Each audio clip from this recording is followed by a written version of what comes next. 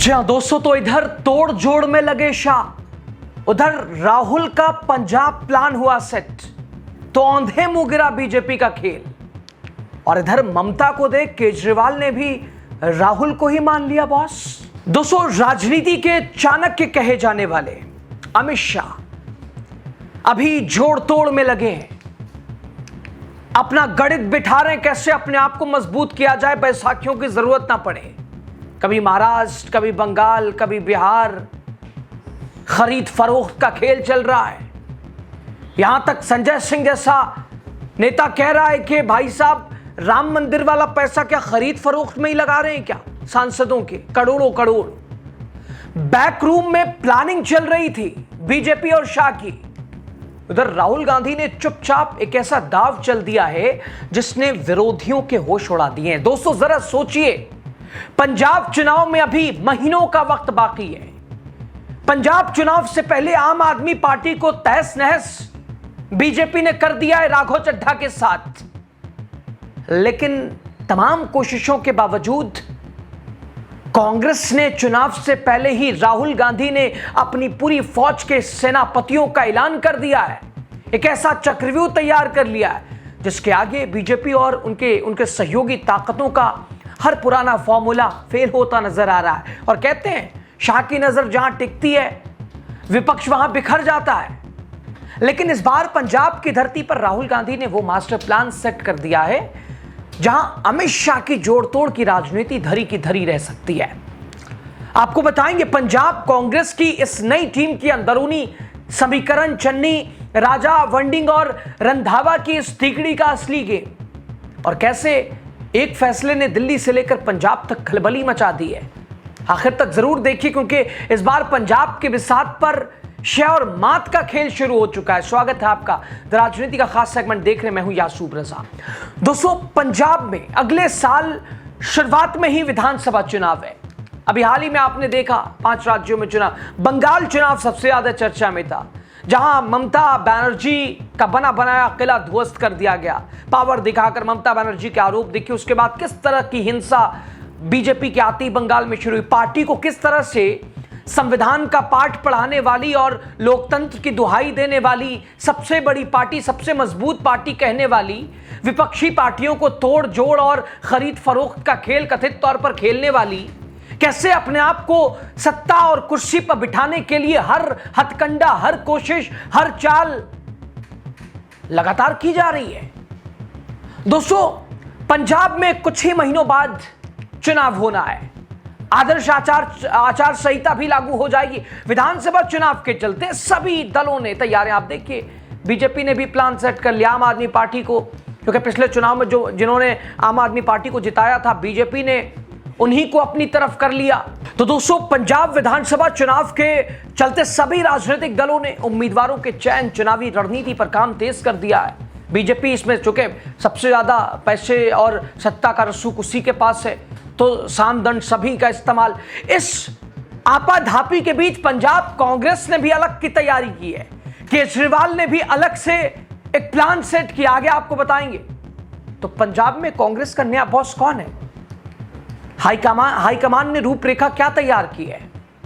दोस्तों, पंजाब विधानसभा चुनाव 2027 की शुरुआत में ही होना है। इससे पहले कांग्रेस ने चुनाव जीतने का प्लान, और इसी कड़ी में कांग्रेस आलाकमान ने पंजाब के लिए एक बड़ा कदम उठाया है। इधर जोड़ तोड़ तो चल ही रही है, बैसाखियों की जरूरत ना पड़े उसके लिए शाह साहब मंथन कर रहे हैं, सब तार तार हो रहा है।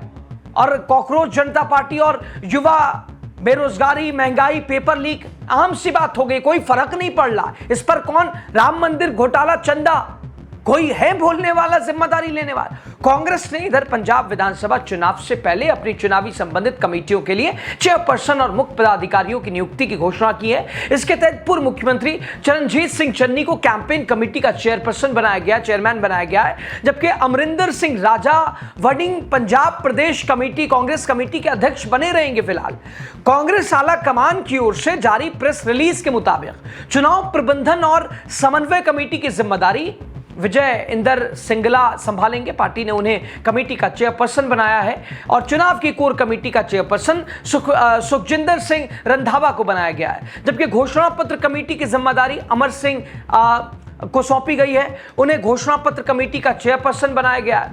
दोस्तों इसके अलावा अमरिंदर सिंह राजा पंजाब प्रदेश कमेटी के कांग्रेस के अध्यक्ष बने रहेंगे, जबकि दोस्तों प्रताप सिंह बाजवा पंजाब में कांग्रेस विधायक दल के नेता फिलहाल बने रहेंगे। अब किसको कौन सी जिम्मेदारी मिली है जल्दी से देखिए। Campaign committee Charanjit Singh Channi chairperson, चुनाव प्रबंधन और समन्वय committee Vijay Inder Singla chairperson, core committee Sukhjinder Singh Randhawa और घोषणा पत्र कमेटी अमर सिंह जो कि चेयरपर्सन है। कांग्रेस हाईकमान के सामने 2022 विधानसभा चुनाव का अनुभव भी एक बड़ी चुनौती बनकर खड़ा है। चुनाव से ठीक पहले पार्टी ने तत्कालीन मुख्यमंत्री कैप्टन अमरिंदर सिंह को हटाकर चरणजीत सिंह चन्नी को मुख्यमंत्री बनाया था। उस समय पार्टी को उम्मीद थी कि दलित मुख्यमंत्री का कार्ड चुनाव में लाभ देगा, लेकिन नतीजा इसके उलट आया। 2017 में 77 सीटें जीतने वाली कांग्रेस 2022 में घटकर सिर्फ 18 सीटों पर सिमट गई। पार्टी का वोट शेयर करीब 38.5% से गिरकर 23% तक पहुंच गया। सबसे बड़ा झटका तब लगा जब चन्नी खुद भदौड़ और चमकौर साहिब दोनों सीटों पे हार गए। और दोस्तों पिछले चुनाव में आम आदमी पार्टी ने 2022 के पंजाब विधानसभा चुनाव में 117 सदस्यीय विधानसभा में 92 सीटें जीतकर जबरदस्त जीत दर्ज की थी। उस वक्त पीक पे थी आम आदमी पार्टी। इसके बाद भगवत मान के नेतृत्व में फिलहाल से भगवत मान लगातार ऐलान कर रहे हैं, फिलहाल पैसों का खेल फ्री वाला वहां भी अब ट्रेंड शुरू हो गया है। लेकिन आम आदमी पार्टी जो कि जानती है कि पश्चिम बंगाल में क्या हुआ, ममता बनर्जी जैसी मजबूत नेता बीजेपी के आगे और उन्हें सत्ता से बेदखल करने के बाद किस तरह से बड़े बड़े विधायक, पुराने नए सब विधायक सांसद, तो केजरीवाल को अंदाजा तो होगा। ट्रेलर तो उन्होंने देख लिया है राघव चड्ढा के साथ 5, जो कि 2022 में आम आदमी पार्टी की मजबूती का कारण थे, वही बीजेपी ने उन्हें अपनी तरफ कर लिया है। अलग गुट तो सतर्क केजरीवाल है और संभवतः राहुल गांधी के टच में केजरीवाल है। इधर दोस्तों अब सवाल यह कि लगता है कि हर चुनाव में विपक्ष बड़ी मजबूती के साथ है। बिहार चुनाव याद कीजिए, विपक्ष एंटी इनकम्बेंसी, विपक्ष जीत रहा। हाल क्या हुआ महागठबंधन का? बंगाल चुनाव सबको लग रहा था ममता बनर्जी के आगे कौन टिकेगा। ऐसे ही तो बीजेपी बता क्या रही है, चाहे SIR हो, चाहे बहुत सारे विषय हो, चाहे एक बड़ा आरोप कि सिस्टम पूरी तरह से साहब ने अपने और आपका सब सैया भाई कोतवाल। और देखिए मर्यादा का पहला नाम प्रभु श्री राम, दूसरा नाम संविधान। तो यहां मर्यादा जिस नाम पे सरकार बनाई राम राम, और उससे भी खिलवाड़, चंदा चोरी, तो फिर लोकतंत्र से भी खिलवाड़, यह विपक्ष कह रहा है, इसमें कोई दो राय भी नहीं है। तो अगर विपक्ष कितना भी मजबूत हो, लेकिन अगर बीजेपी अगर साठगांठ, अगर सारी कोशिशें ज्ञानेश कुमार चुनाव लड़ने लगे तो कौन सी ताकत जिता पाएगी। लेकिन उससे पहले यहां विपक्ष राहुल गांधी, पंजाब को लेकर खुद अरविंद केजरीवाल।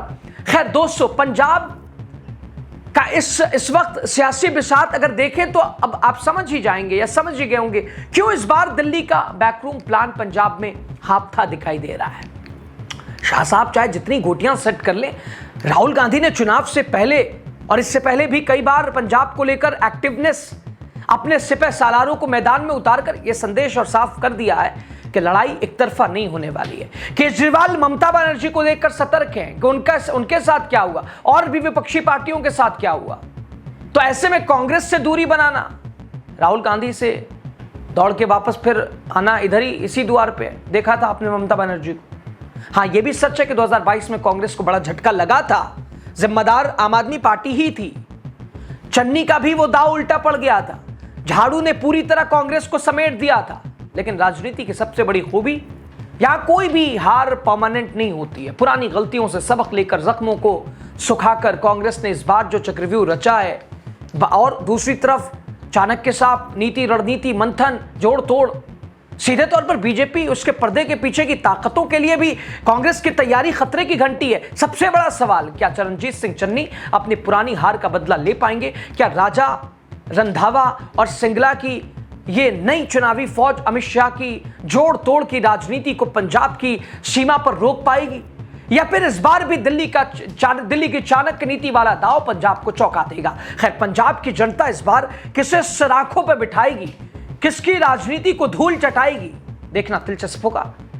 एक बात तय, राहुल के इस पंजाब प्लान ने दिल्ली से लेकर नागपुर तक की नींद जरूर उड़ाइए, राय आपकी जो भी हो दीजिएगा। शुक्रिया।